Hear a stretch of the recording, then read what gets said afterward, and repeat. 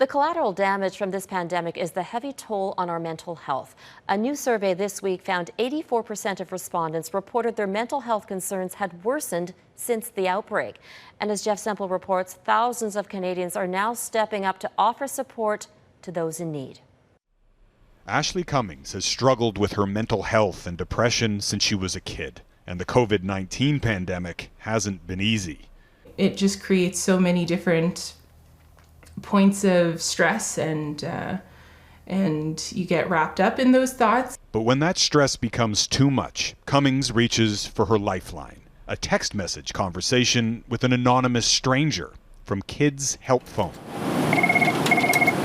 Thank you for calling Kids Help Phone. How can I help you? The charity has provided youth counseling services for 3 decades, typically contacted by around 400 young people every day. But that was before the biggest mental health crisis the organization has ever seen. So this has definitely not been a normal year. The pandemic and lockdown saw demand for Kids Help Phone services skyrocket, up 350%. Young people across Canada are seeing heightened anxiety, feelings of isolation. Overwhelmed, Kids Help Phone called for backup, asking ordinary Canadians to volunteer to provide emotional support over text message.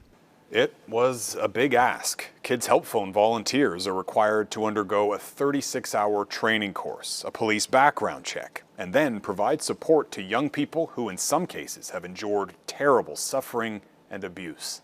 So in March, we put a call out. And the response was overwhelming.